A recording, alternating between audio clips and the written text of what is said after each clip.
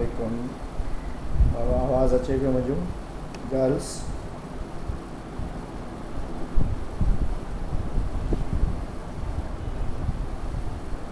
जो आवाज़ अचे थो?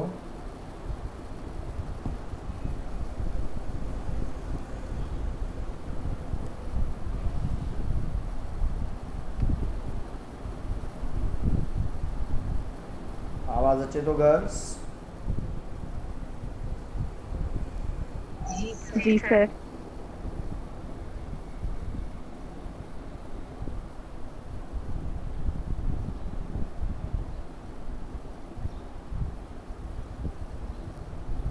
स्टार्ट क्यों?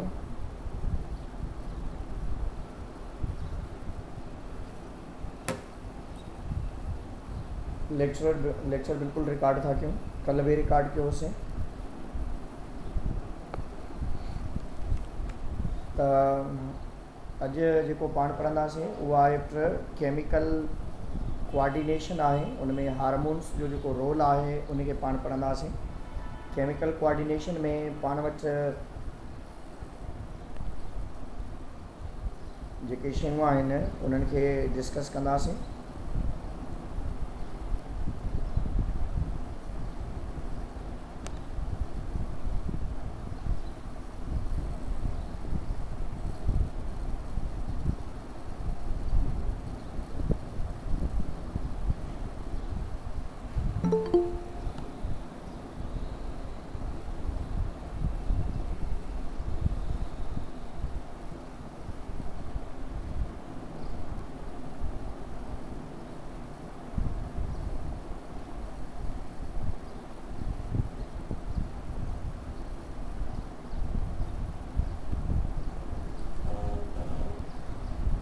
पाण वटि केमिकल कोऑर्डिनेशन में हार्मोन्स आहिनि। पाण वटि हार्मोन्स पाण वटि वर्क कनि था। Hormones are known as the chemical messengers. Chemical messengers हूंदा आहिनि ऐं हार्मोन्स जेके इंफॉर्मेशन खे कैरी कंदा आहिनि by the help of blood, that are the endocrine secretions. असांजी बॉडी में ॿिनि क़िस्मनि जा ग्लैंड्स हूंदा आहिनि। One are known as a endocrine gland, another are known as a exocrine. Endocrine glands जेके आहिनि by the help of blood transport कंदा आहिनि ऐं उनजी सिक्रिएशंस खे हार्मोन चइबो आहे। ऐं एक्सोक्राइन सिक्रिएशंस जेके हूंदियूं आहिनि उहे ब्लड जी मदद सां ट्रांसपोर्ट न आहिनि थींदियूं। जीअं तव्हांजे वात में स्लेवा सेक्रेट थिए थी, जीअं तव्हांजे स्टमक जे अंदरि पेप्सन सेक्रेट थिए थो, या अहिड़े तरीक़े सां जेके बि सिक्रिएशन ब्लड जी मदद सां ट्रांसपोर्ट नथियूं थियनि उन्हनि सिक्रिएशन खे पाण एक्सोक्राइन चवंदा आहियूं। एंडोक्राइन सिक्रिएशंस जेके आहिनि by the help of blood transport थींदियूं आहिनि ऐं उन्हनि खे पाण हार्मोन्स जो नालो ॾींदा आहियूं। ऐं हार्मोन्स जेके वर्क कनि था उनजी तरफ़ त पाण अचूं था, पर हार्मोन्स पाण वटि टिनि क़िस्मनि जा आहिनि। हिकिड़ा हार्मोन्स जेके आहिनि उन्हनि खे चइबो आहे पेप्टाइड हार्मोन्स, ऐं ॿिया हार्मोन्स हूंदा आहिनि जिन्हनि खे पाण मोडिफाइड अमीनो एसिड वारा जेके हार्मोन्स आहिनि उहे नाला ॾियूं था। ऐं टियों हूंदो आहे जंहिंखे पाण स्टीरॉइड हार्मोन जो नालो ॾींदा आहियूं। हार्मोन्स जा टे इम्पॉर्टेंट टाइप्स आहिनि। One are the steroid and other are known as modified amino acid, third one are the peptide।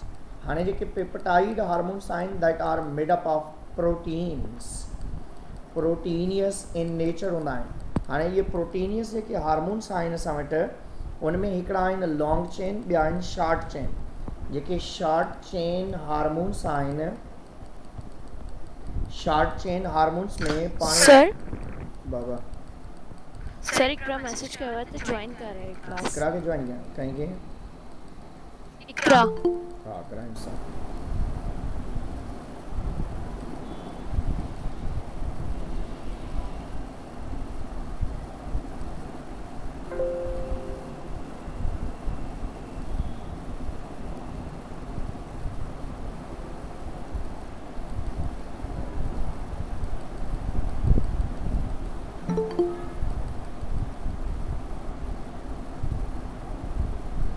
इहे जॉइन मुंहिंजे ख़्याल में ॿुधाइजो, जंहिंजो बि जॉइनिंग इशू हुजे ॿुधाइजो मूंखे। स्टीरॉइड हार्मोन्स आहिनि ऐं इन खां बाद में पाण वटि जेके हार्मोन्स आहिनि स्टीरॉइड्स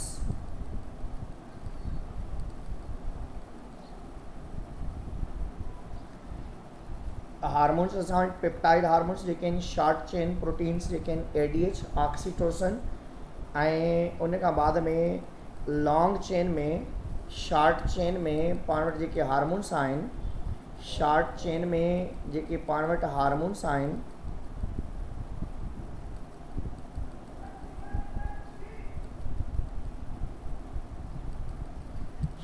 शॉर्ट चेन में ADH, ऑक्सीटोसिन, ऐं लॉन्ग चेन में पाण वटि जेके हार्मोन्स वर्क कनि था, लॉन्ग चेन हार्मोन्स जेके आहिनि, that's are the specially we can say the glucagon hormone, ऐं उन खां बाद में insulin hormone, and next one is prolactin hormone.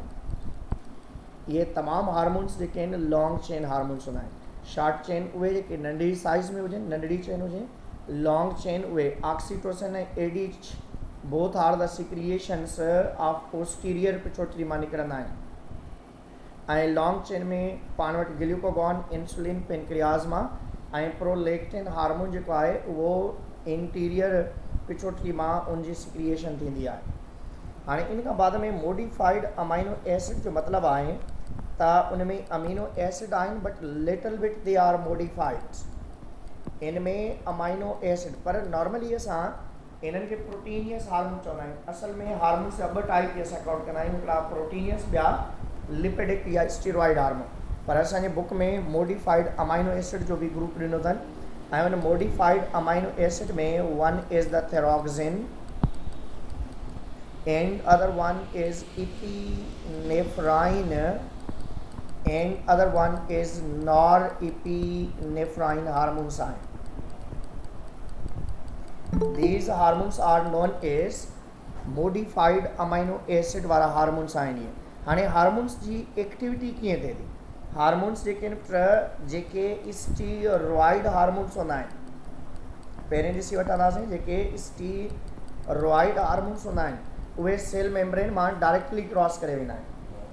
माना इन्हनि में नॉर्मली असां चवंदा आहियूं त जेके बि हार्मोन्स आहिनि उन जा 2 स्टेजिस हूंदा आहिनि। पहिरें स्टेज में जेका ट्रांसपोर्टेशन थिए थी ऐं सेल मेम्ब्रेन ते रिसेप्टर्स अवेलेबल आहिनि, ऐं इन्हनि रिसेप्टर्स जी मदद सां इहे हिक ॿिए खे रिकग्नाइज़ कंदा आहिनि। Hormones by the help of receptor recognise कंदा अथव। Hormones by the help of receptors recognise कंदा आहिनि। माना 2 हार्मोन जेको आहे पंहिंजे टारगेट सेल खे कंहिंजी मदद सां रिकग्नाइज़ करे थो, by the help of receptors recognise करे थो। त रिसेप्टर्स जी मदद सां हार्मोन्स जेके आहिनि पंहिंजे टारगेट सेल खे, this is known as a target cell, हाणे हार्मोन कंहिंजी मदद सां आइडेंटिफाई करे थो, by the help of target cell recognise करे थो। हाणे ॿी जेका स्टेप आहे, सेकेंड वन, जेकॾहिं स्टीरॉइड हार्मोन्स हूंदा आहिनि त steroid hormones directly cell membrane मां क्रॉस करे वेंदा आहिनि, ऐं प्रोटीनियस हार्मोन्स के not cross from the cell membrane. Steroid hormones that can pass directly through the cell membrane and move into the nucleus and activate the particular gene के activate करे वठंदा आहिनि। पर नॉर्मली जेके असां वटि प्रोटीनियस हार्मोन्स हूंदा आहिनि that remain outside, this is known as proteinous hormone। Proteinous hormone cell membrane. Sir ji बाबा, सर शकीला ग्रुप में मैसेज कयो, ज्वाइन करायो।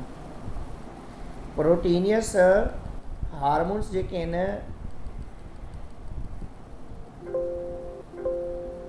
प्रोटीनियस हार्मोन्स सेल मेम्ब्रेन जे ॿाहिरि रहंदा आहिनि, ऐं स्टीरॉइड मेम्ब्रेन्स जेके आहिनि डायरेक्टली सेल मेम्ब्रेन खां क्रॉस करे वेंदा आहिनि। सेल मेम्ब्रेन खां क्रॉस करे करे न्यूक्लियस ताईं पहुचण वारा जेके हार्मोन्स आहिनि उहे आहिनि असां वटि स्टीरॉइड, ऐं proteinaceous hormones always remain outside the cell membrane. Cell membrane खां ई हू सेकेंड मैसेंजर खे यूज़ कंदा आहिनि। त अहिड़े तरीक़े सां जेकॾहिं पाण ॾिसंदासीं त हिते हिकिड़ा स्ट्रक्चर्स हूंदा आहिनि, स्पेशली हिकिड़ा स्ट्रक्चर्स हूंदा आहिनि जिन्हनि खे पाण नालो ॾींदा आहियूं त सेकेंड मैसेंजर खे यूज़ कंदा आहिनि। सेकेंड मैसेंजर खे हाणे कीअं यूज़ कंदा आहिनि उन्हनि खे बि तव्हां ॾिसंदो। फॉर एग्ज़ाम्पल ही सेल मेम्ब्रेन आहे, फॉर एग्ज़ाम्पल ही सेल मेम्ब्रेन आहे, त इन सेल मेम्ब्रेन जे मथां हिते रिसेप्टर्स अवेलेबल आहिनि ऐं इन रिसेप्टर सां ही प्रोटीनियस हार्मोन टच थिए थो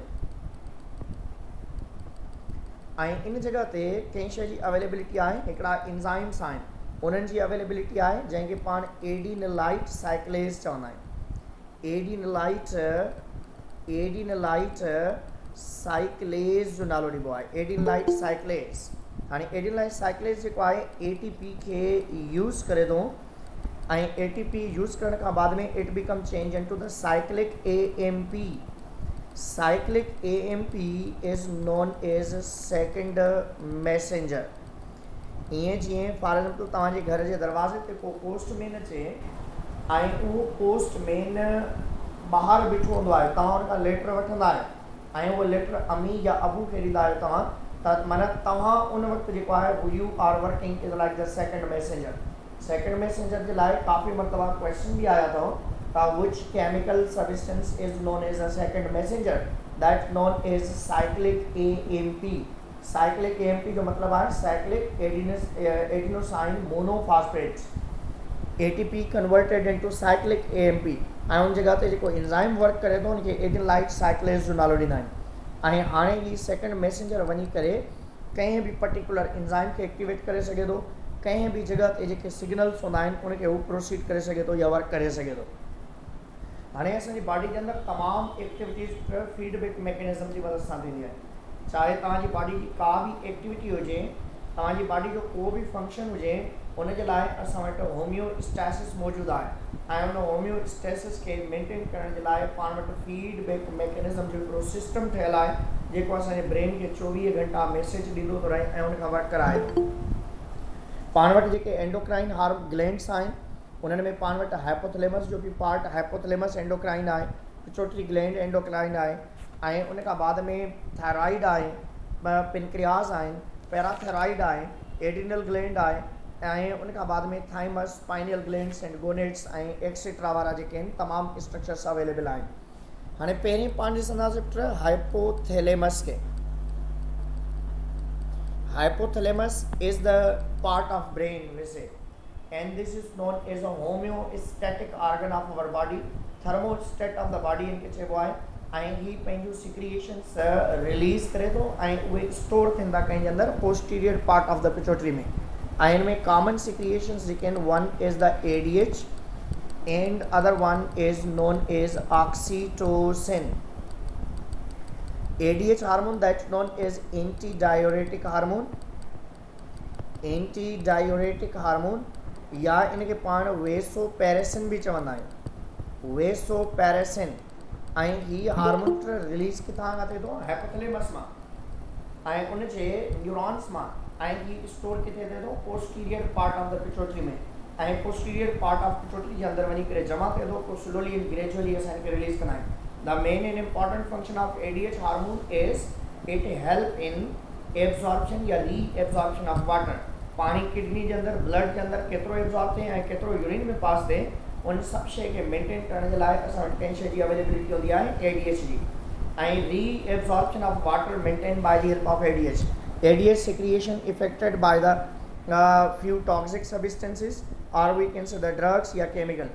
हाणे ऑक्सीटोसिन जेको आहे नॉर्मली फीमेल जे अंदर भी रिलीज़ थिए थो ऐं मेल में भी। फीमेल जे अंदर ब्रीस्ट मां मिल्क खे रिलीज़ करण में मदद करे थो, ejaculation of milk, ejaculation of milk कराए थो ऐं इन खां बाद में हिकिड़ो ॿियो इम्पॉर्टेंट फंक्शन अथसि फीमेल बॉडी में, डिलीवरी या बर्थ वारे प्रोसेस खे कंट्रोल करे थो। जी बाबा सर अलमास मैसेज कयो त मूंखे जॉइन करायो। हा करायूंसि था।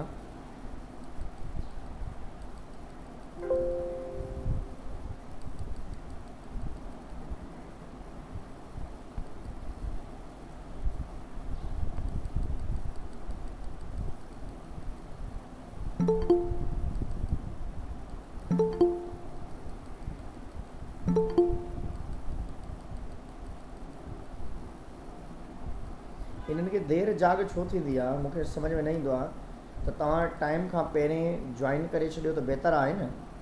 छो जो क्लास जॾहिं जॉइन थिए थी त हिन सॉफ्टवेयर में स्क्रीन शो न थींदो आहे त केरु अचे थो केरु जॉइन करणु चाहे थो या नथो चाहे। त हमेशह पहिरीं जॉइन करे पोइ भले तव्हां कमकार करे वठंदा कयो, को बि तव्हांखे हुजे न त जॉइन फर्स्ट करे वठंदा कयो। पहिरें ADH हार्मोन आहे, ऑक्सीटोसिन हार्मोन आहे। ऑक्सीटोसिन फीमेल बॉडी के अंदर एजैकुलेशन ऑफ मिल्क या ब्रीस्ट मां मिल्क के ॿाहिरि रिलीज़ करणु ऐं डिलीवरी जो कमु हूंदो आहे, बर्थ जो कमु कराईंदो। माना इन जो मेन फंक्शन आहे त डिलीवरी या बर्थ में डिलीवरी या बर्थ वारे टाइम पीरियड में यूटिराइन वाल कंट्रेक्शन कराए थो। यूटिराइन वाल कंट्रेक्शन जेको आहे उहो कंहिंजो कमु आहे, इन जो कमु आहे। ऐं मेल बॉडी जे अंदरि एजैकुलेशन ऑफ स्पर्म्स कराए थो।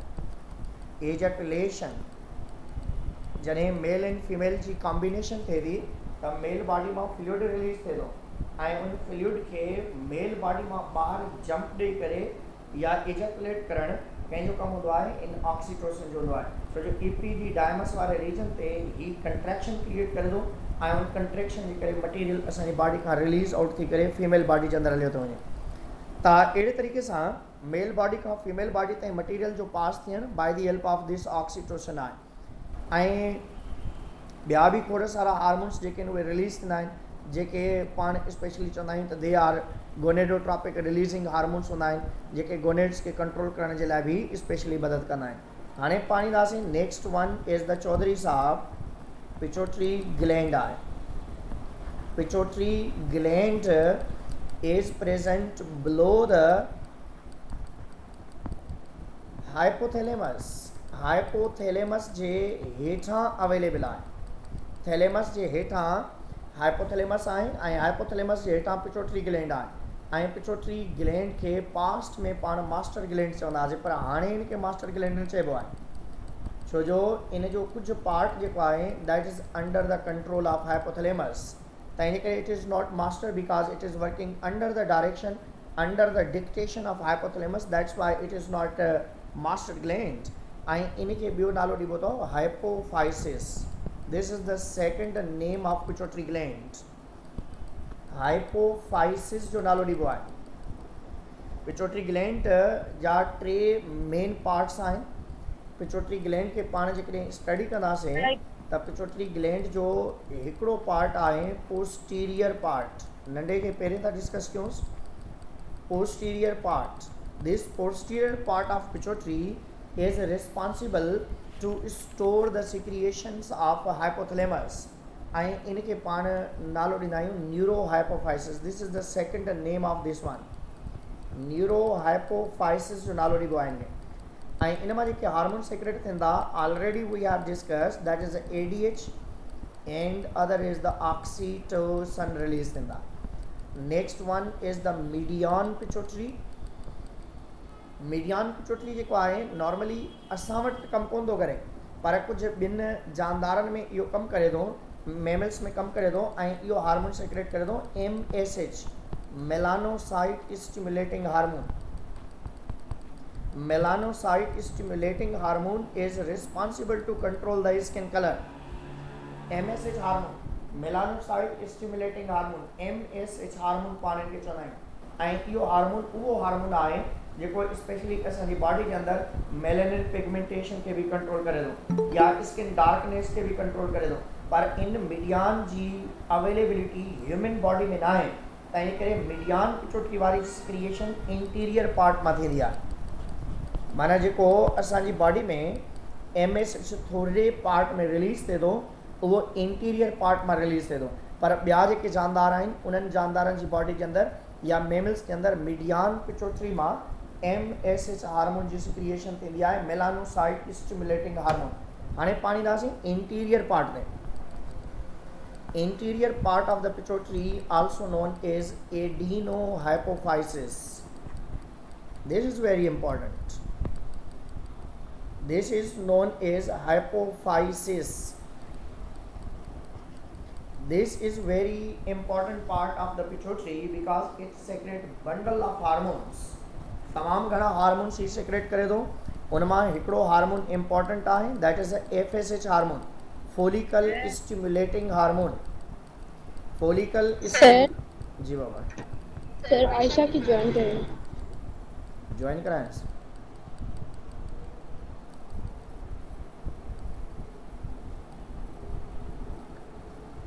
वरी ॾिसी वेंदो दोबारा ॾिसंदो मेलानोसाइट स्टिमुलेटिंग हार्मोन मीडियान पिट्यूटरी मां रिलीज़ थिए थो ऐं इन मीडियान पिट्यूटरी मां मेलानोसाइट स्टिमुलेटिंग हार्मोन रिलीज़ थिए थो।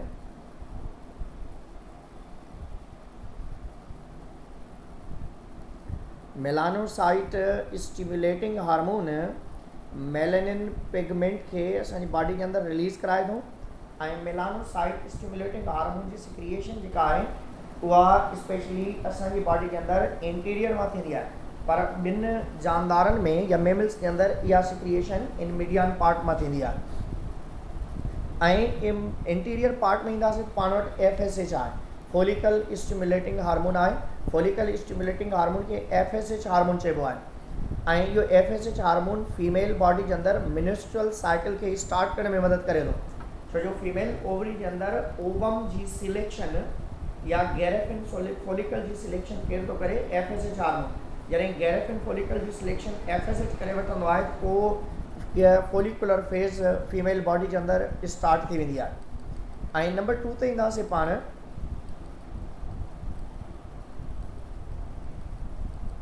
त नंबर 2 ते जेकॾहिं पाण ईंदासीं त नंबर 2 ते पाण वटि जेके हार्मोन्स अवेलेबल आहिनि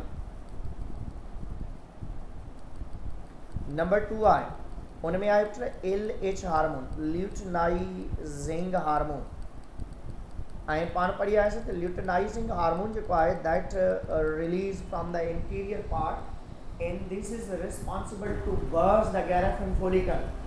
फीमेल बॉडी के अंदर ओवरी में जो Graafian follicle maximum shape size attend करे तो वठे त 12th day of minstrel cycle उन ॾींहं ते 12 खां 13 14 15 डे ये जेकी क्रिटिकल स्टेजेस हूंदी आहे जंहिंखे पाण ओव्यूलेशन स्टेज चवंदा आहिनि त LH हार्मोन गैरेफिन फोलिकल के बर्स्ट करे उन मां ओवम रिलीज कराईंदो आहे त इन करे ovulation is concerned with the LH hormone. And third one that is the TSH hormone, thyroid stimulating hormone। thyroid stimulating hormone चवंदा आहिनि इहे। थायराइड स्टिमुलेटिंग हार्मोन जेको आहे थायराइड सिक्रिएशन के कंट्रोल करे थो। थायराइड ग्लैंड मां जेके केमिकल रिलीज़ थींदा आहिनि उन्हनि खे कंट्रोल करण कंहिंजो कमु आहे थायराइड स्टिमुलेटिंग हार्मोन जो कमु हूंदो आहे। ऐं नंबर 4 ते पाण ईंदासीं त next one is ACTH hormone. ACTH hormone adrenocorticotropic hormone. Adrenocorticotropic hormone जंहिंखे पाण चवंदा आहियूं एड्रीनल कार्टेक्स के कंट्रोल करे थो। Adrenocorticotropic hormone adrenocorticotropic hormone that is responsible to control the adrenal cortex. Adrenal cortex के control करण जे लाइ ACTH हार्मोन कमु करे थो। नंबर 5 ते पाण ईंदासीं त नेक्स्ट वन इज़ द पाण वटि आहे प्रोलैक्टिन हार्मोन।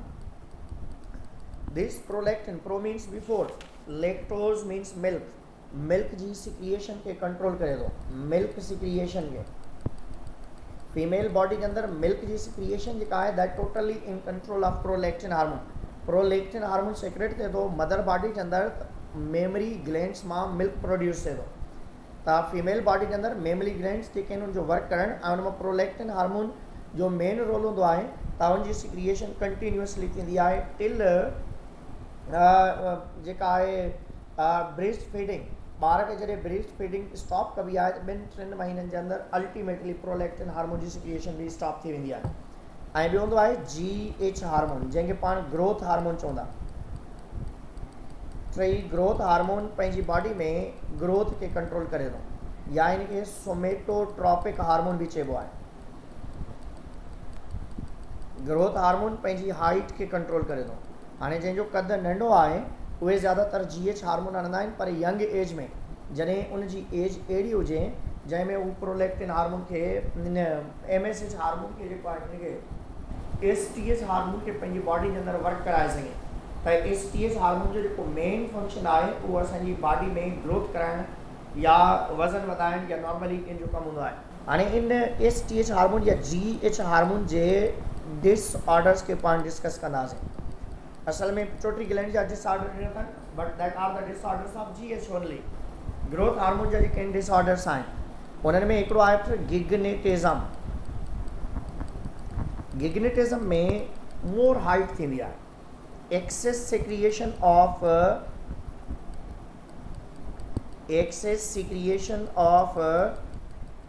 STH हार्मोन या GH हार्मोन थिए थी। ऐं इन कंडीशन में नॉर्मली छा हूंदो आहे, या चाइल्डहुड में नंढड़े ॿार में इहो थींदो आहे, चाइल्डहुड में, ऐं उन दौरान इहो बहितर हूंदो आहे छो जो जेकॾहिं उन टाइम पीरियड चाइल्डहुड में सही आहे, या उन खां बाद में एडोलेंस में भी थी सघे थो, बलूगत वारी कंडीशन में भी, बालिग या प्यूबरिटी वारी कंडीशन में भी।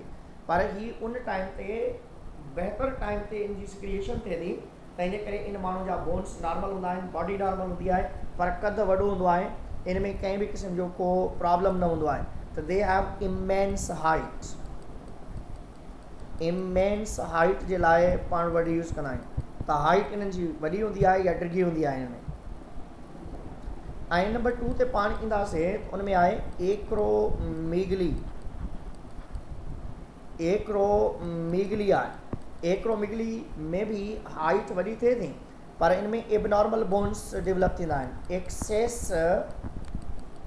एक्सेस जेको आहे STH सेक्रेट थिए थो, ऐं इन में इमेंस हाइट हूंदी आहे, इमेंस हाइट थिए थी, पर एबनॉर्मल बोन डेवलपमेंट थींदी आहे। इनमें बोन्स डेवलपमेंट नॉर्मली उनजा हथ पेर ॼाड़ी या उन खां बाद में अहिड़ा पार्ट्स जेके आहिनि एबनॉर्मल हूंदा आहिनि, ऐं बोन्स जेके आहिनि वज़न बि न खणी सघंदा आहिनि, पंहिंजो पाण टुटी बि सघनि था। नंबर 3 आहे जंहिंखे पाण ड्वार्फिज़म चवंदा, short in height. Short in height जो मतिलबु आहे तव्हां बिल्कुलु ठीकु आहियो, कंहिंजो कद जेको आहे 3 फीट या उन खां नंढो हूंदो आहे, यानी कद घणो नंढो हूंदो आहे, उनजे लाइ पाण वर्ड यूज़ कंदा आहियूं ड्वार्फिज़म वारी कंडीशन आहे। हाणे ड्वार्फिज़म वारी कंडीशन में STH हार्मोन जी सिक्रिएशन घटि थींदी आहे। ड्वार्फिज़म ऐं टर्नर सिंड्रोम में फ़र्क़ु अथव। टर्नर सिंड्रोम में इहो हूंदो आहे एबनॉर्मलिटी आहे, जेनेटिकल डिसऑर्डर आहे, यानी त ड्वार्फिज़म में जेनेटिकल ड्वार्फ कंडीशन आहे, पर उहो सेक्सुअली एक्टिव आहे, ॿार पैदा करे सघे थी, हर क़िस्म जी कंडीशन हूंदी आहे, कोई इशू न हूंदो आहे। ड्वार्फिज़म में कद नंढड़ो हूंदो आहे, पर जेनेटिकली या नॉर्मली उहे सही हूंदा आहिनि। ऐं जॾहिं त टर्नर सिंड्रोम में कद नंढो हूंदो आहे, पर जेनेटिकल एबनॉर्मलिटी हूंदी आहे, मेंटल रिटार्डेशन हूंदी आहे, ऐं उन खां बाद में उन जे अंदरि सेक्सुअल एक्टिवेशन वारी कंडीशन न हूंदी आहे। हाणे नेक्स्ट पाण ईंदासीं त next one is the thyroid gland. त थायरॉइड ग्लैंड असांजे नेक रीजन ते अवेलेबल आहे। This is the thyroid. हाणे ही थायरॉइड जेको आहे इहो इम्पॉर्टेंट आहे, because it control your metabolic activities. Neck region ते अवेलेबल आहे, ट्रेकिया वारे रीजन ते अवेलेबल आहे। थायरॉइड ग्लैंड मां स्पेशली पाण वटि थायरॉक्सिन रिलीज़ थिए थो, थायरॉक्सिन हार्मोन रिलीज़ थिए थो। हाणे थायरॉक्सिन जे रिलीज़ थियण वारी कंडीशन जे लिहाज़ सां थायरॉक्सिन जेको हार्मोन आहे, थायरॉक्सिन हार्मोन इन में पाण वटि 3 टाइप्स आहिनि। वन इज़ द 2 टाइप्स आहिनि, T3 and T4। T3 is known as the triiodothyronine and T4 tri iodo tetra iodothyronine. T3 triiodothyronine and T4 tetra iodothiamine है। and iodine is necessary for the secretion of thyroxine। पाण खे iodine मिला नमक खाइणु खपे, specially girls में, छोकिरियुनि खे। जेकॾहिं आयोडीन मिला नमक न खाईंदव तव्हांजी बॉडी जे अंदरि आयोडीन जी कमी जे करे कंहिं न कंहिं क़िस्म जो प्रॉब्लम थी सघे थो। ऐं इन खां बाद में इन T3 T4 जी सिक्रिएशन जो बि असांजी बॉडी ते इफेक्ट थिए थो। हाणे कहिड़ो थिए थो, जेकॾहिं असां वटि नॉर्मली T3 ऐं T4 जो कमु छा आहे, मेटाबॉलिज़म खे कंट्रोल करणु। ऐं इन में जेकॾहिं सिक्रिएशन हाइपोथायराइडिज़म वारी आहे, लेस सिक्रिएशन आहे, हाइपोथायराइडिज़म जंहिंखे पाण चवंदा, इन हाइपोथायराइडिज़म वारी कंडीशन में पाण वटि हिकिड़ी कंडीशन आहे। First one is known as myxoedema, जेका ओल्ड एज में थींदी आहे, माना मेन या मम्मा में थींदी आहे। मदर में मेग्ज़ीडीमा वारी कंडीशन मेन में या मम्मा में, या असां चवंदा आहियूं मदर जे अंदरि थी सघे थी, या ओल्ड एज वारी कंडीशन में। या एल्डर एज में जेको आहे मैक्सिमा एडिमा थींदी आहे ऐं सेम टाइप जी कंडीशन ॿार में बि थींदी आहे जंहिंखे पाण क्रिटिनिज़म चवंदा आहियूं। See for children. Myxoedema means usually in elder age, young age, या चवंदा आहियूं मदर या मेन जे अंदरि स्पेशली थी सघे थी। ऐं जेकॾहिं इहा सेम टाइप जी कंडीशन जेकॾहिं यंग एज में नंढड़े ॿार में थींदी त उनखे क्रिटिनिज़म चइबो आहे। हाणे मैक्सिमा ऐं इन में नॉर्मल कंडीशन्स हिकु जहिड़ियूं असांखे नज़र ईंदियूं आहिनि। हिकिड़ो हूंदो आहे नॉर्मल कंडीशन जेका आहे उहा ओवरवेट आहे, सलगिश माना लूज़ थियणु, कमज़ोर थियणु, ऐं इन खां बाद में हेयर लूज़िंग वारी कंडीशन हूंदी आहे ऐं कंफ्यूज़्ड थियण वारी कंडीशन हूंदी आहे, ड्राई स्किन हूंदी आहे, ऐं इन खां बाद में इनटॉलरेंस टू हॉट या कोल्ड वारी कंडीशन हूंदी आहे, ऐं माण्हू बिल्कुलु डिप्रेस्ड हूंदो आहे, डिप्रेशन वारी कंडीशन में हलियो वेंदो आहे। त इहा ज़्यादातर कंडीशन पाण चवंदा आहियूं त that is the maxima. Maxima में आयोडीन जी कमी जे करे या उन खां बाद में थायराइड ग्लैंड जी सिक्रिएशन थायरॉक्सिन जे घटि थियण जे करे नॉर्मली इहे कंडीशन्स हूंदियूं आहिनि। ओवरवेट थी वेंदो आहे, सलगिश थींदो आहे ऐं हेयर लूज़िंग थींदी आहे, ऐं इहे कंडीशन्स जेके आहिनि कॉमनली कंहिंजे अंदरि थींदियूं आहिनि, फीमेल बॉडी जे अंदरि थींदियूं आहिनि। मेल ऐं फीमेल ॿिन्हिनि में थी सघंदियूं। ऐं ॿियो थींदो आहे ग्वाइटर वारो प्रॉब्लम थींदो आहे। ग्वाइटर में आयोडीन जी कमी जे करे थायरॉइड ग्लैंड जेको आहे उहो सुजी वेंदो आहे। आयोडीन जी कमी जे करे थायरॉइड ग्लैंड सुजी वेंदो आहे ऐं स्वेलिंग करे करे तमामु वॾो जेको आहे बॉल लाइक स्ट्रक्चर थी पवंदो आहे ऐं ग्वाइटर जे अंदरि थायरॉइड ग्लैंड जी प्रॉपर सिक्रिएशन्स न थींदियूं आहिनि, जंहिंजे करे प्रॉब्लम थींदो आहे। ऐं इन में जेका हाइपरथायराइडिज़म आहे माना वधीक थायरॉइड ग्लैंड जी सिक्रिएशन जेका आहे, हाइपरथायराइडिज़म जंहिंखे पाण चवंदा, मोर सिक्रिएशन्स ऑफ थायरॉइड या T3 ऐं T4 या थायरॉक्सिन हार्मोन जी वधीक सिक्रिएशन जे लाइ पाण यूज़ कंदा आहियूं। ऐं इन में कॉमनली जेका ओवर या हायर सिक्रिएशन हूंदी आहे उनखे हाइपरथायराइडिज़म चइबो आहे। ऐं इन में कॉमनली हिकिड़ी शइ थींदी अथव एक्ज़ोप्थैलेमिया। एक्ज़ोप्थैलेमिया वारी कंडीशन में छा हूंदो आहे, अखियूं ॿाहिरि निकिरी ईंदियूं आहिनि। या असां चवंदा आहियूं त माना एक्ज़ोप्थैलेमिया में नॉर्मली जेके आहिनि आइज़ ॾेढर वारी कार ॿाहिरि निकितल हूंदियूं आहिनि, बैक साइड ते स्वेलिंग वारी कंडीशन हूंदी आहे। ऐं हाइपोथायराइडिज़म में अखियुनि जे ॿाहिरां स्वेलिंग थींदियूं आहे, अखियूं अंदरि हली वेंदियूं आहिनि, त उनखे पाण हाइपोथायराइडिज़म वारी कंडीशन जो नालो ॾींदा आहियूं। ऐं हीअ हाइपरथायराइडिज़म आहे। हाइपरथायराइडिज़म में छा थो थिए, आइज़ कम्स आउट या जेके अखियूं ॿाहिरि सूजी करे ॿाहिरि निकिरी ईंदियूं आहिनि, ॼण को ॾेढर जूं अखियूं हुजनि, त अहिड़ी कंडीशन हूंदी आहे। ऐं इन में बि ज़्यादातर हाई ब्लड प्रेशर रही सघे थो। इन कंडीशन में हाई ब्लड प्रेशर रही सघे थो ऐं उन खां बाद में intolerance to hot and cold रही सघे थो, पर नॉर्मली हीट प्रॉब्लम उनखे घणो थींदो आहे। ऐं उन खां बाद में हार्ट बीट इंक्रीज़ थिए थी, इंक्रीज़ हार्ट बीट वारी कंडीशन थिए थी। ऐं उन खां बाद में उनखे पसीना घणा ईंदा आहिनि ऐं वेट लॉस वारी कंडीशन भी कॉमनली थी सके थी। त ये तमाम शयूं जेके आहिनि that are concerned with the hypothyroidism सां कंसर्न्ड आहिनि। हाणे इन खां बाद में पाण अॻिते ईंदासीं त इन में हिकिड़ो ॿियो हार्मोन बि हूंदो आहे जंहिंखे पाण कैल्सीटोनिन चवंदा आहियूं।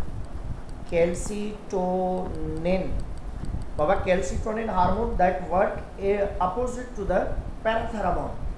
पैराथेरामोन ऐं कैल्सीटोनिन अपोजिट कमु कंदा आहिनि। कैल्सीटोनिन हार्मोन जो जेको मेन फंक्शन अथव deposition of excess calcium into the bones. Excess calcium के डिपॉजिट इन बोन्स करे थो। ऐं जॾहिं त पैराथायराइड हार्मोन जेको आहे, जेको पैराथ्रोमोन बि चवंदा आहिनि, जेको पैराथायराइड ग्लैंड मां रिलीज़ थींदो आहे, उन मां पैराथ्रोमोन हार्मोन सेक्रेट थिए थो। उन पैराथ्रोमोन हार्मोन जो कमु छा आहे, reabsorption of calcium, reabsorption of calcium भी कराए थो। ऐं ॿियो इंपॉर्टेंट फंक्शन अथसि डीमिनरलाइजेशन। डीमिनरलाइजेशन माना जॾहिं कंहिं ब्लड जे अंदरि कैल्शियम मेंटेन नथो थिए ऐं तव्हां खाओ बि नथा calcium, reabsorption of calcium properly नथो थिए, त पोइ पैराथ्रोमोन हार्मोन तव्हांजे बोन्स मां कैल्शियम खे ॿाहिरि कढाईंदो आहे। ऐं पैराथ्रोमोन हार्मोन जे करे तव्हांखे जॉइंट पेन भी थींदो आहे, हॾनि में सूर भी थींदो आहे। त नॉर्मली फीमेल्स में इहो प्रॉब्लम घणो थींदो आहे। फीमेल्स में इहो प्रॉब्लम कॾहिं थींदो आहे, जॾहिं कैल्शियम जी कमी थींदी आहे। कैल्शियम घटि खाईंदियूं आहिनि त उन्हनि जे हॾनि में जॉइंट्स में पेन थियण जा चांस घणा हूंदा आहिनि।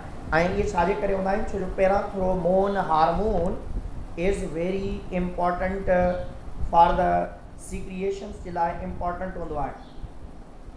पैराथ्रोमोन हार्मोन असांजी बॉडी जे अंदरि कैल्शियम खे मेंटेन कराए थो ऐं इन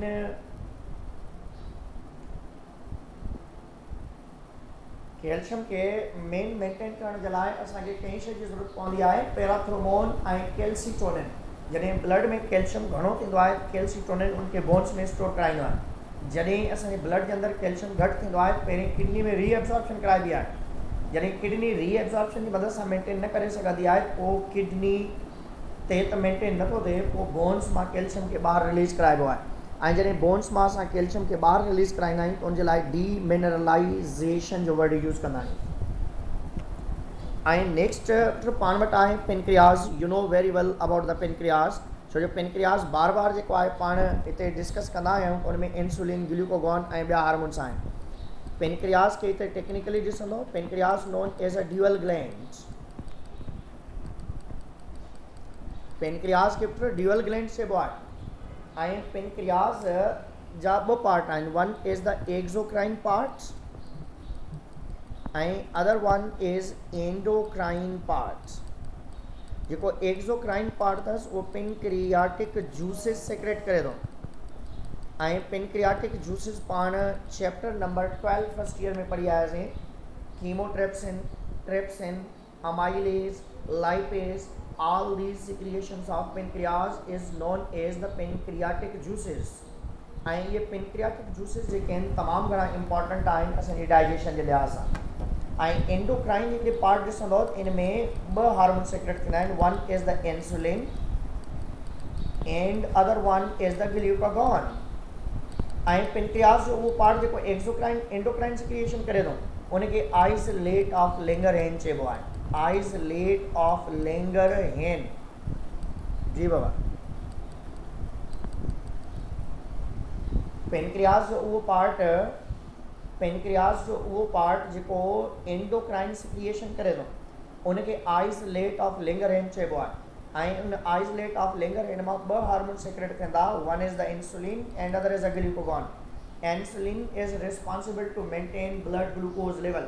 जॾहिं ब्लड ग्लूकोज इंक्रीज़ थिए थी त उनखे डिक्रीज़ करे करे नॉर्मल ताईं आणे इंसुलिन जो कमु हूंदो आहे। ऐं इंसुलिन नॉर्मली असांजे ब्लड में रिलीज़ थींदी आहे ऐं ब्लड जी मदद सां असांजे हर सेल जे लाइ इहो डायरेक्शन हूंदो आहे, मैसेज हूंदो आहे त असां इज़ाफ़ी ग्लूकोज खे ब्लड मां कढे करे स्टोर करणु पिया वञूं। जंहिं सेल खे जेतिरी ग्लूकोज जी ज़रूरत आहे उहो अपटेक करे वठे ब्लड मां।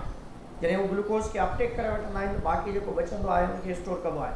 जॾहिं ब्लड जे अंदरि ग्लूकोज लेवल डिक्रीज़ थी वेंदी आहे त उनखे इंक्रीज़ करण जे लाइ ग्लाइकोजन खे ग्लूकोज में कन्वर्ट करे करे ॿाहिरि कढण जे लाइ असां वटि ग्लूकागॉन हार्मोन कंदो आहे, हार्मोन वर्क कंदो आहे। ऐं पाण खे ख़बर आहे इंसुलिन जी डिफिशियंसी जे करे या प्रॉब्लम जे करे डायबिटीज़ थींदी आहे, जेका चैप्टर नंबर 8 में पाण पढ़ी आयासीं।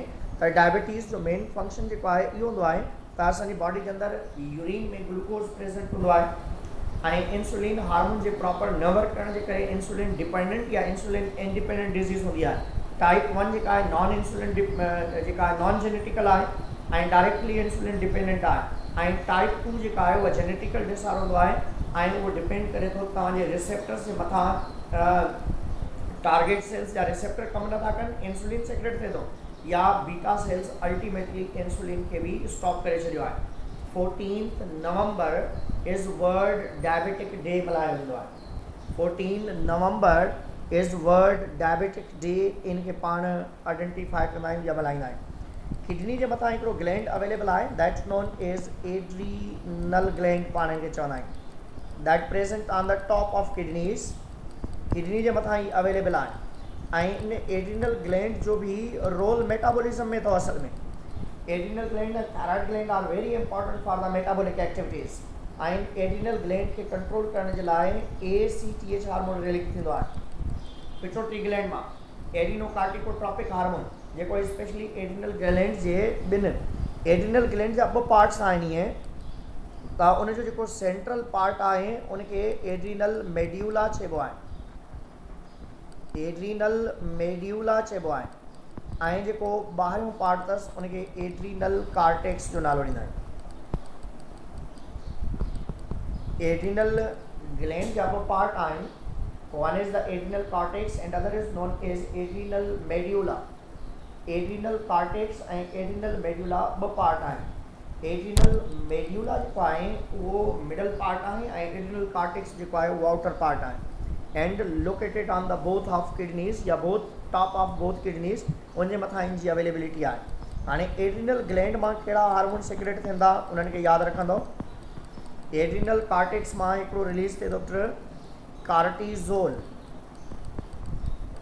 One is the cortisol and other hormone is known as aldosterone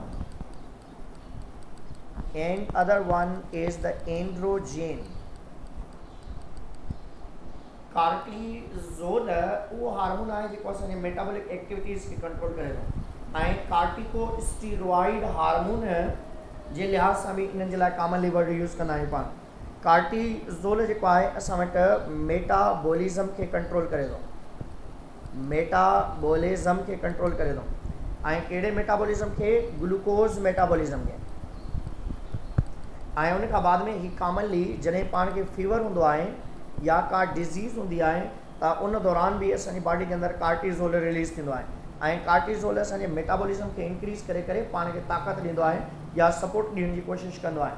ऐं उन खां बाद में इन जो मेन रोल असल में लिवर जे अंदरि ग्लूकोज़ जी कन्वर्शन भी आहे या ग्लूकोज़ के भी कन्वर्ट करणु आहे at the time of inflammation. ऐं इन जी जेकॾहिं ओवर प्रोडक्शन थींदी कार्टिज़ोल जी,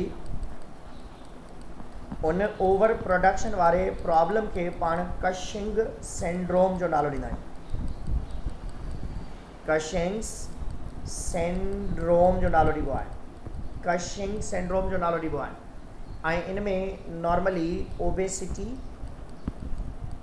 मोटापे वारी कंडीशन हूंदी आहे ऐं उन खां बाद में कॾहिं कॾहिं डायबिटिक कंडीशन भी थी सघे थी इंसान, ऐं उन खां बाद में मसल वेस्टिंग भी थी सघे थी ऐं ॿी कंडीशन नॉर्मली हूंदी आहे हाइपर टेंशन, ब्लड प्रेशर जो भी बॉडी जे मथां नॉर्मली इफेक्ट हूंदो आहे ओवर प्रोडक्शन जे करे।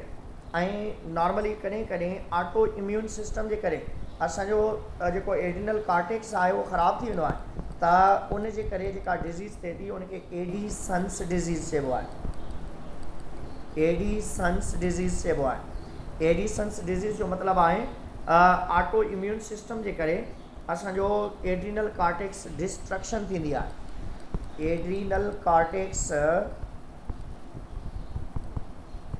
डिस्ट्रक्शन थींदी आहे ऐं एड्रीनल कार्टेक्स जी डिस्ट्रक्शन कंहिंजे करे थिए थी, ऑटो इम्यून सिस्टम जे करे।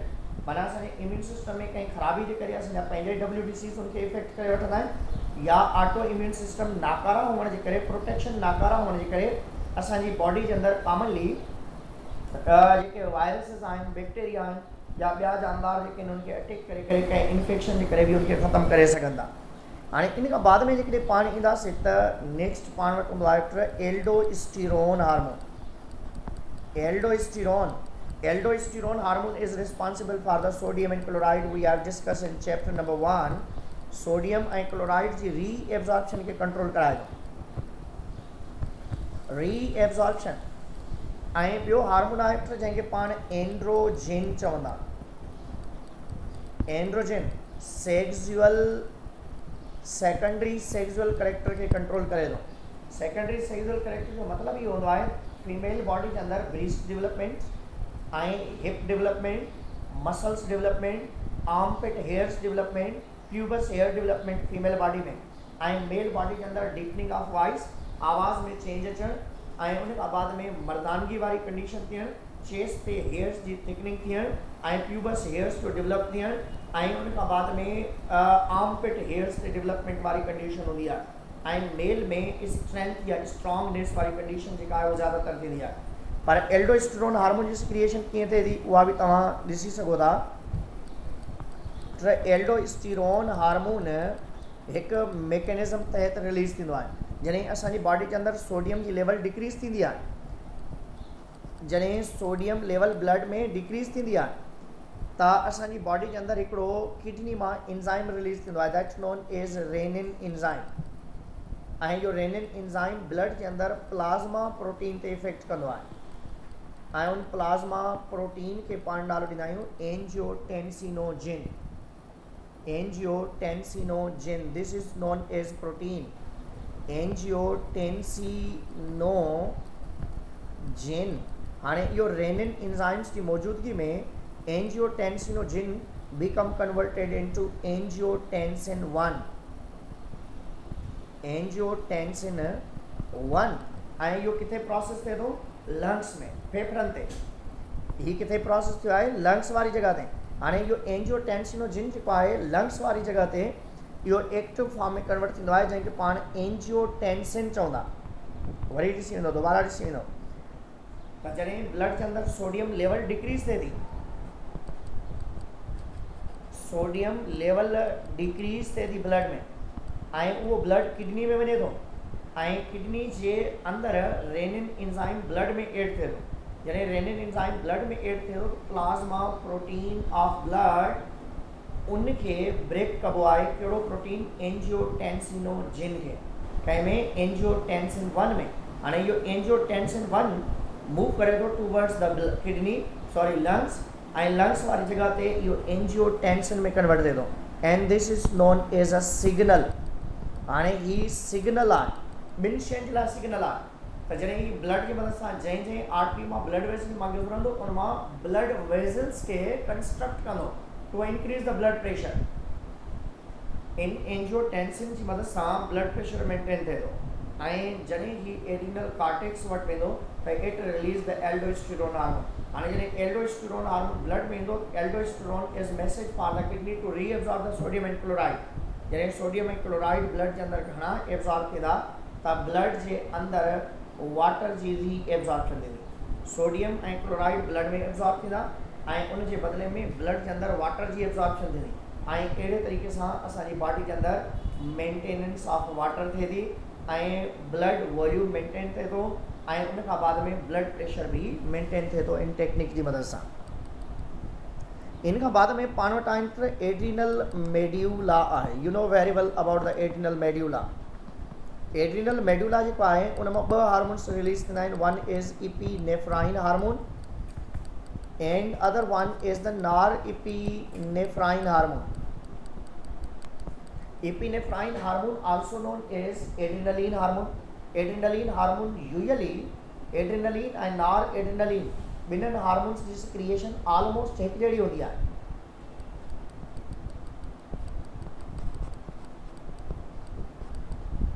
एड्रेनलिन ऐं नॉर एड्रेनलिन हार्मोन जेको आहे इपीनेफ्राइन या नॉर इपीनेफ्राइन हार्मोन जो ऑलमोस्ट वर्क हिकु जेतिरो ई हूंदो आहे, हिकु जहिड़ो ई हूंदो आहे, सवाइ ब्लड प्रेशर मेंटेन करण जे। छो जो नॉर इपीनेफ्राइन हार्मोन असांजे ब्लड प्रेशर खे रेंज में रखंदो आहे, लिमिट में रखंदो आहे। हाणे नॉर्मली इन्हनि ॿिन्हिनि हार्मोन्स खे पाण इमरजेंसी हार्मोन चवंदा आहियूं। जॾहिं पाण खे फाइट और फ्लाइट जो मैकेनिज़म हूंदो आहे उन में इपीनेफ्राइन ऐं नॉर इपीनेफ्राइन हार्मोन रिलीज़ थींदा आहिनि ऐं इपीनेफ्राइन जेको आहे नॉर्मली हार्ट बीट खे इंक्रीज़ करे थो। इपीनेफ्राइन ब्लड ग्लूकोज खे मेंटेन करे थो, ब्रीदिंग रेट इंक्रीज़ करे थो, मेटाबॉलिक रेट इंक्रीज़ करे थो, ब्लड जे अंदरि ग्लूको लेवल इंक्रीज़ थिए थी ऐं अहिड़े तरीक़े सां असांजो ब्लड प्रेशर भी थोरो वधीक थिए थो, ब्रीदिंग रेट भी वधीक थिए थो, सप्लाई ऑफ ऑक्सीजन वधे थी, जंहिंजे करे एनर्जी इंक्रीज़ थींदी आहे। तंहिंजे करे तव्हां एमरजेंसी में आम डेज़ जे कंपेरिज़न में वधीक वर्क करे वेंदा आहियो ऐं तव्हांजी बॉडी जेको आहे आम डेज़ जे कंपेरिज़न में वधीक रिस्पॉन्ड कंदी आहे। हाणे वधीक रिस्पॉन्ड करण जो मतिलबु इहो हूंदो आहे त जॾहिं पाण एमरजेंसी में हूंदा आहियूं त एक्सेस वर्क करण जी एबिलिटी कंहिंजी मदद सां मिले थी? By the help of adrenaline hormone जी मदद सां पाण खे मिले थी। हाणे पाण ईंदासीं थायमस ग्लैंड ते। थायमस ग्लैंड असांजे बॉडी जे अंदरि सैचुरेटेड आहे in chest region. Chest region या उन खां बाद में behind the breast bone are we can say the sternum उनजे पोयां मौजूदु आहिनि ऐं इन जो 2 लोब्स हूंदियूं आहिनि ऐं उहे 2 लोब्स जेके आहिनि ट्रेकिया सां कनेक्टेड हूंदियूं आहिनि। थायमस मां हिकिड़ो ई हार्मोन रिलीज़ थिए थो, thymosin hormone, and this is responsible for the maturation of T lymphocytes. हिकिड़ा हूंदा आहिनि बी लिम्फोसाइट्स जेके बोन मेरो मां मेच्योर थी करे निकिरंदा आहिनि, ऐं ॿिया हूंदा आहिनि टी लिम्फोसाइट्स जेके थाइमस ग्लैंड मां रिलीज़ थींदा आहिनि, थाइमोसिन ऐं टी लिम्फोसाइट्स खे मेच्योर करण में मदद कंदा आहिनि। त इन करे तव्हां चई सघो था it help to strengthen the immune system. Immune system खे तगड़े करण जे लाइ, इम्यून सिस्टम खे ताक़त ॾियण जे लाइ, तव्हांजी एबिलिटीज़ खे वधाइण जे लाइ पाण वटि थाइमस ग्लैंड जेको आहे मेन एंड इम्पॉर्टेंट हूंदो आहे। And next one is the pineal gland. पाण वटि जेको पाइनियल ग्लैंड आहे इहो पिनियल आहे। पाइनियल ग्लैंड स्पेशली जेको आहे असांजी बॉडी जे अंदरि स्लीप एंड अवेकनिंग खे कंट्रोल कंदो आहे। It release the melatonin hormone. Melatonin, pineal gland melatonin release करे थो ऐं इहो असांजे स्लीप एंड अवेकनिंग खे कंट्रोल करे थो। डे टाइम ते इन जी सिक्रिएशन जेका आहे ऐं नाइट टाइम ते इन जी सिक्रिएशन वेरिएबल हूंदी आहे, ऐं नाइट ऐं डे जे लिहाज़ सां वेरिएबल हूंदी आहे, सीज़न जे लिहाज़ सां वेरिएबल हूंदी आहे। ऐं मेलाटोनिन सिक्रिएशन जेका आहे उहा ज़्यादातर जॾहिं निंड वारी कैफ़ियत घणी हूंदी आहे उन दौरान इन जी सिक्रिएशन थींदी आहे। त इन करे राति जे टाइम पाण बत्ती विसाए छॾींदा आहियूं त जीअं मेलाटोनिन जी सिक्रिएशन जे मदद सां असांजी बॉडी जे अंदरि निंड वारी कैफ़ियत खे मेंटेन कराए वञे। स्लीप एंड अवेकनिंग खे कंट्रोल करण जे लाइ पाइनियल ग्लैंड अवेलेबल आहे and this is located in your brain ऐं उन खां बाद में छोकिरनि में, नंढड़नि ॿारनि में इहो ज़्यादातर उन्हनि जे गोनेड्स खे डेवलप करण जे लाइ, स्पेशली गोनेड्स खे डेवलप करण जे लाइ ज़रूरी हूंदो आहे। ऐं इन खां बाद में पाण वटि आहिनि मेल एंड फीमेल गोनेड्स। टेस्टिस जेको आहे मेल गोनेट आहे ऐं इहो टेस्टोस्टेरोन हार्मोन खे सेक्रेट करे थो। ऐं उन खां बाद में फीमेल बॉडी जे अंदरि ओवरी आहे। ओवरी पाण वटि ईस्ट्रोजन एंड प्रोजेस्टेरोन हार्मोन खे सेक्रेट करे थी। ईस्ट्रोजन ऐं प्रोजेस्टेरोन हार्मोन खे सेक्रेट करण जे लाइ पाण वटि इन जी अवेलेबिलिटी आहे। ऐं इन खां बाद में पाण वटि कंपेरिज़न्स आहिनि केमिकल ऐं नर्वस कोऑर्डिनेशन जे लिहाज़ सां। सिमिलरिटीज़ जेकॾहिं ॾिसंदव, similarity both are means of coordination आहे। ऐं उन खां बाद में ॿई केमिकल ऐं नर्वस कोऑर्डिनेशन जेके आहिनि under the influence of external internal stimulus कमु कनि था ऐं both are involve in the homeostasis अथव। ऐं उन खां बाद में both secrete in the extra cellular fluid. Glands hormones खे ॿाहिरि रिलीज़ कंदा आहिनि ऐं न्यूरो ट्रांसमीटर्स जेके आहिनि सिनेप्टिक क्लेफ्ट जे अंदरि रिलीज़ कंदा आहिनि। ऐं ॿिन्हिनि में डिफरेंस जेकॾहिं ॾिसंदव, नर्वस कोऑर्डिनेशन में फास्टर रिस्पॉन्स हूंदो आहे, केमिकल कोऑर्डिनेशन में स्लो रिस्पॉन्स हूंदो आहे। कम्युनिकेशन जेका आहे इलेक्ट्रोकेमिकल हूंदी आहे, नर्व इम्पल्स वारी, ऐं उनजी केमिकल कोऑर्डिनेशन जेका आहे प्योरली केमिकल हूंदी आहे। ऐं जॾहिं त नर्वस कोऑर्डिनेशन जेके आहिनि केमिकल मैसेंजर रिलीज़ कंदा आहिनि, न्यूरो ट्रांसमीटर, ऐं हू जेके आहिनि हार्मोन्स रिलीज़ कंदा आहिनि। ऐं जॾहिं त रिस्पॉन्स जेको नर्वस जो हूंदो आहे उहो शार्टर हूंदो अथव ऐं केमिकल कोऑर्डिनेशन जो जेको आहे उहो लॉन्गर हूंदो आहे ऐं मोस्टली जेको आहे लॉन्ग लास्टिंग हूंदो आहे। हाणे पाण ईंदासीं बिहेवियर्स ते। बाबा बिहेवियर्स जी जेकॾहिं स्टडी कंदो त उनखे इथोलॉजी चइबो अथव ऐं बिहेवियर जी साइंटिफिक स्टडी खे इथोलॉजी चइबो आहे। ऐं बिहेवियर हमेशह असांजो टाइम ऐं स्पेस जे लिहाज़ सां चेंज थींदो आहे। माना तव्हां घर में आहियो त अलॻि बिहेवियर आहे, सुबुह जे टाइम अलॻि बिहेवियर आहे, राति जे टाइम अलॻि बिहेवियर आहे, मार्केट में आहियो त अलॻि बिहेवियर आहे। ऐं अहिड़े तरीक़े सां टाइम ऐं वक़्त जे लिहाज़ सां ऐं उन खां बाद में इलाइक़े जे लिहाज़ सां ऐं स्पेस जे लिहाज़ सां नॉर्मली असांजो बिहेवियर चेंज थींदो रहंदो आहे। त बिहेवियर हिकिड़ा हूंदा आहिनि इनेट बिहेवियर गॉड गिवन हूंदा अथव। इनेट बिहेवियर गॉड गिवन हूंदो आहे, माना कुदरतन हूंदो आहे, नेचुरल हूंदो आहे। ऐं एडॉप्टिव जेको हूंदो आहे पाण सिखंदा आहियूं। इनेट बिहेवियर पाण वटि गॉड गिवन आहे ऐं एडॉप्टिव बिहेवियर जेको आहे लर्निंग बिहेवियर जेको आहे पाण ये एडॉप्टिव तो उनमें यूज़ कंदा आहियूं। इनेट में हिकिड़ो इनेट आहे दैट इज़ गॉड गिवन ऐं ॿियो हूंदो आहे लर्निंग जेको पाण सिखंदा आहियूं। हाणे जेको इनेट बिहेवियर आहे, जेको गॉड गिवन बिहेवियर आहे, उहो तव्हां कॾहिं बि सिखंदा न आहियो। Never learn. निछ ॾियणु तव्हां कॾहिं सिखी न आहे, खंघणु तव्हां कॾहिं सिखियो न आहे, नी जर्क तव्हां कॾहिं सिखियो न आहे, ब्लिंकिंग ऑफ आइज़ तव्हां कॾहिं सिखियो न आहिनि। त उन में पहिरियों टाइप आहे असां वटि काइनेसिस। त काइनेसिस में नॉर्मली जानदार रिस्पॉन्ड कंदा आहिनि but non directional. This is God given but non directional response. जीअं पाण वटि वुड लाइस आहे, वोडलाइज़ जेका आहे उहा ह्यूमिडिटी खे रिस्पॉन्स कंदी आहे। जॾहिं ड्राई कंडीशन हूंदी आहे क्विकली मूव कंदी आहे। जॾहिं कंडीशन्स ड्राई न आहिनि हूंदियूं त मॉइस्ट कंडीशन्स हूंदियूं आहिनि उहे स्लो थी वेंदियूं आहिनि ऐं एतिरो स्लो थी वेंदियूं आहिनि जो इवन स्टॉप बि थी सघंदियूं। ऐं इन खां बाद में टैक्सिस आहिनि, यू नो वेरी वेल, पॉज़िटिव ऐं नेगेटिव टैक्सिस हूंदियूं आहिनि। जॾहिं का बि शइ कंहिं इंफॉर्मेशन जी तरफ़ थी वञे त पॉज़िटिव टैक्सिस, जॾहिं का शइ उन खां परे थी वञे त उनखे पाण नेगेटिव टैक्सिस जो नालो ॾींदा आहियूं। पॉज़िटिव ऐं नेगेटिव टैक्सिस जेके आहिनि उहे डायरेक्शनल हूंदा आहिनि। फॉर एग्ज़ाम्पल जीअं को जेका बीटल आहे, टिंडण हूंदी आहे जेका कंहिं रोशनी जी तरफ़ थी वञे त उहा पॉज़िटिव टैक्सिस, जेकॾहिं उन खां परे थी वञे त नेगेटिव टैक्सिस। जीअं मॉस्किटोज़ आहिनि, जीअं हाउस फ्लाई आहिनि, या अहिड़े क़िस्म जा जानदार पाण खे खोड़ सारा मिलंदा आहिनि जेके कंहिं न कंहिं माहौल जे लिहाज़ सां उहे रिस्पॉन्ड कंदा आहिनि, उनखे पाण टैक्सिस चवंदा आहियूं। ऐं ॿियो आहे reflexes, U know very well about the reflex actions. हाणे तव्हां वटि नी जर्क आहे, ब्लिंकिंग ऑफ आई आहे, that is God given, never U have learn, त तंहिं करे पाण इनखे बि चवंदा आहियूं इनेट बिहेवियर आहे। ॿियो आहे FAP, फिक्स्ड एक्शन पैटर्न। हर जानदार जो को न को ख़ासि तरीक़ेकार हूंदो आहे, सेक्स जे लिहाज़ सां, रिप्रोडक्शन जे लिहाज़ सां या प्रोटेक्शन जे लिहाज़ सां। नॉर्मली असां वटि हिकिड़ो जानदार आहे जंहिंखे पाण 3 स्पाइन स्टेकल बेक फिश चवंदा।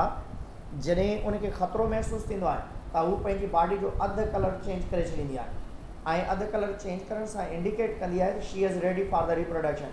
या उन खां बाद में जॾहिं को उन्हनि जे टेरिटरी में, उन्हनि जे इलाइक़े में, उन्हनि जे नेस्ट में को हमलो कंदो आहे त हीअ जानदार पंहिंजी बॉडी जो अधु कलर चेंज करे छॾींदा आहिनि to indicate that they are ready to fight.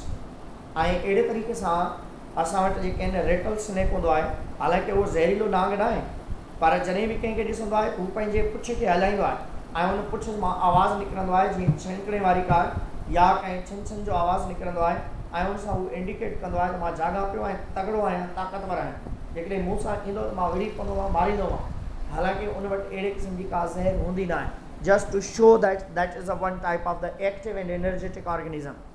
ऐं साइन स्टिमुलस असां हिकिड़ो मैसेज जेको बॉडी में क्रिएट थिए थो जंहिंखे रिलीज़र जो बि नालो ॾिबो आहे।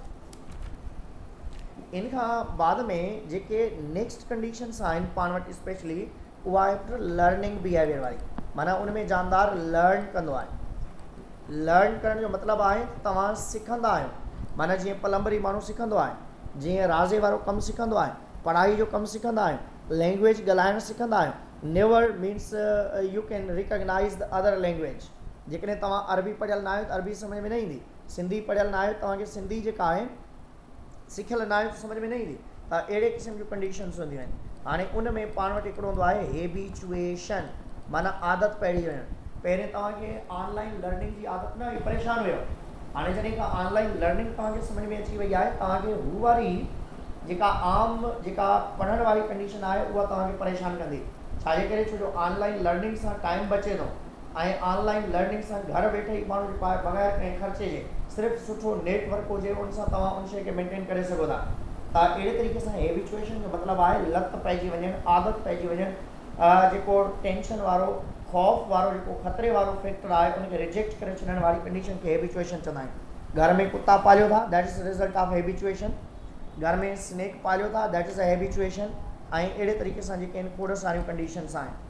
इम्प्रिंटिंग मिमिक्री खे चइबो आहे, माना जीअं तव्हां कयो ईअं ई जानदार करे, जीअं तव्हां कयो ईअं ई जानदार करे, त उनखे पाण इम्प्रिंटिंग जो नालो ॾींदा आहियूं। जीअं तव्हां स्पेशली जेके आहिनि मुख़्तलिफ़ क़िस्म जा जानदार आहिनि, त मुख़्तलिफ़ क़िस्म जा जानदार आहिनि,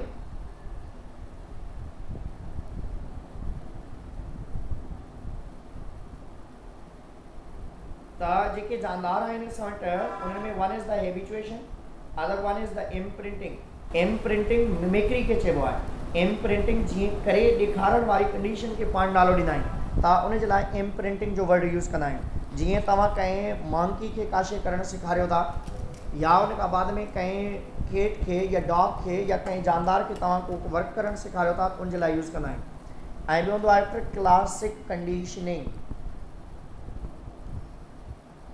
क्लासिक कंडीशनिंग में एवन पॉल हिकिड़ो साइंटिस्ट हो जंहिं कुते खे ॿधियो ऐं कुते खे ॿधण खां बाद में उनखे खाधो खारायूं ऐं खाधे खाराइण दौरान पहिरीं घंटी वॼाईंदो, बाद में उनखे पाउडर मीट ॾींदो हुयो।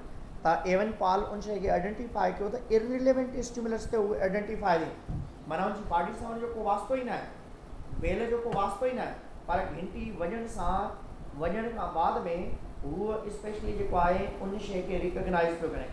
त तंहिंजे करे क्लासिक कंडीशनिंग में डॉग जेको आहे इररिलेवेंट स्टिमुलस खे रिस्पॉन्स पियो करे, जॾहिं बेल वॼे पई त उन खां बाद में उनजी बॉडी जे अंदरि सिलेवरी सिक्रिएशन्स पिए थियूं। ऐं ॿियो आहे ओपेरेंट लर्निंग आहे। ओपेरेंट ओपेरेंट लर्निंग जो मतिलबु इहो आहे त हिकु स्कैनर बॉक्स ठाहियो कईं BF स्कैनर साइंटिस्ट हुयो, ऐं उन स्कैनर इन जे अंदरि BF स्कैनर हिकु पिंजरो ठाहियो ईअं, ऐं उन पिंजरे जे अंदरि उन पीजन रखिया या माइस रखिया ऐं खाधे खे उन लिकाए छॾियो त जीअं ई उन्हनि जानदारनि स्ट्रगल पे कई, स्ट्रगल करण खां बाद में उन्हनि खे जीअं फॉर एग्जाम्पल तव्हांजे घर जे अंदरि को फॉर एग्जाम्पल तव्हां कंहिं रूम में वञो था ऐं उन रूम जे अंदरि बटण लॻल आहिनि त तव्हां सभु बटण हणी ॾिसंदा आहियो, त कॾहिं कॾहिं जेकॾहिं को बटण शॉर्ट हुजे त माण्हू लटकी बि सघे थो। त अहिड़े तरीक़े सां असां वटि ट्रायल एंड एरर वारी कंडीशन हूंदी आहे।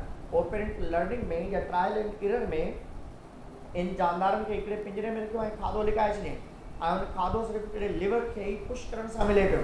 जॾहिं उन्हनि कोशिशि कई त उन लिवर खे ज़ोर ॾिनो, यानी लिवर खे वंस उन्हनि ज़ोर ॾिनो त उन्हनि खे खाधो मिलियो। बाद में उहे सिखी विया इन लिवर खे पुश कबो तॾहिं ई खाधो मिलंदो।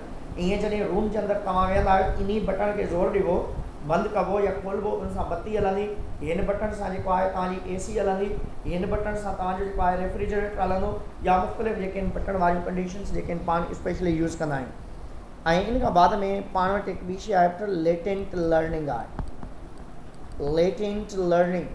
लेटेंट लर्निंग जो मतिलबु इहो आहे त तव्हां हिकिड़ो पज़ल बॉक्स ठाहियो ऐं उन पज़ल बॉक्स जे अंदरि तव्हां चूहनि खे छॾियो त चूहा जेके आहिनि स्पेशली जल्दी में इन मां क्रॉस करे करे पंहिंजे खाधे ताईं पहुची था वञनि।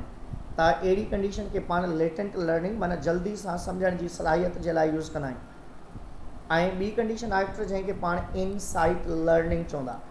इनसाइट लर्निंग जो मतिलबु आहे अंदरूनी सलाहियतनि खे यूज़ कंदे पंहिंजे मक़सद ताईं पहुची वञणु। ईअं जीअं फॉर एग्जाम्पल तव्हांखे को बल्ब लाइणो आहे या चेंज करिणो आहे त तव्हां घर जे अंदरि चेयर्स जो यूज़ कंदा आहियो, टेबल जो यूज़ कंदा आहियो, तव्हां वटि जेकॾहिं सीढ़ी अवेलेबल न आहे त ईअं ई असांजे ज़हन में आइडियाज़ डेवलप थींदा आहिनि त तव्हां कंहिं शइ खे थोरी शयुनि खे यूज़ कंदे कीअं। ईअं ई चैम्पेंज़ी खे हिकिड़े रूम जे अंदरि रखियो वियो ऐं उन चैम्पेंज़ी जेके आहिनि उन्हनि खे जॾहिं मथां बंच ऑफ बनाना लॻाया विया ऐं रूम जे अंदरि नंढा नंढा टेबल बि रखिया विया त उन्हनि जानदारनि उन्हनि टेबल खे अरेंज करे करे पंहिंजे खुराक या पंहिंजे खाधे खे हासिलु करण जी कोशिशि कई उन्हनि ऐं कामयाबु थी आहे। जेकॾहिं हुते का बकरी हुजे हा, का रिढ हुजे हा त हू मथे ईअं पंहिंजे पेरनि खे मथे ज़रूरु करे हा, पर इन्हनि शयुनि खे अरेंज करण जी उन में सलाहियत न हूंदी आहे। ऐं इन खां बाद में पाण पहिरें बि पढ़ी आयासीं जानदारनि में बायोलॉजिकल रिदम्स हूंदा आहिनि। लॉन्ग टाइम रिदम्स जे लाइ पाण बायोलॉजिकल रिदम्स चवंदा आहियूं, ऐं उहे एक्सोजीनियस बि हूंदा आहिनि, एंडोजीनियस बि हूंदा आहिनि। अंदरूनी हुजनि त एंडोजीनियस, जेकॾहिं बैरूनी इफेक्ट थिए त उन्हनि खे एक्सोजीनियस जो नालो ॾिबो आहे।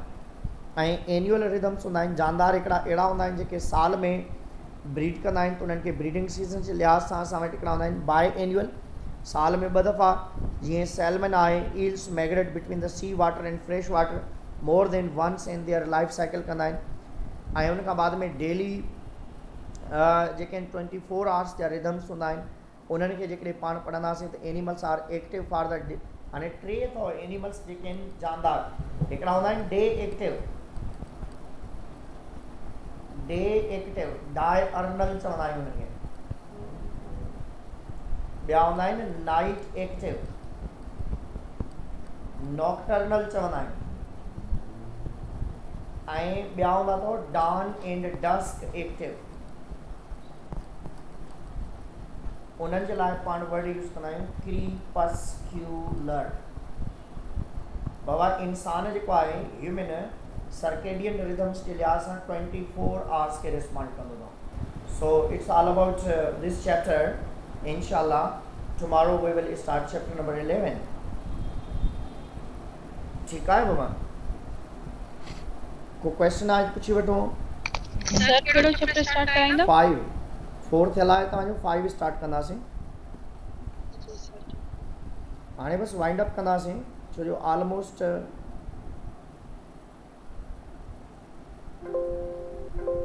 Ending sir? ॾींदासीं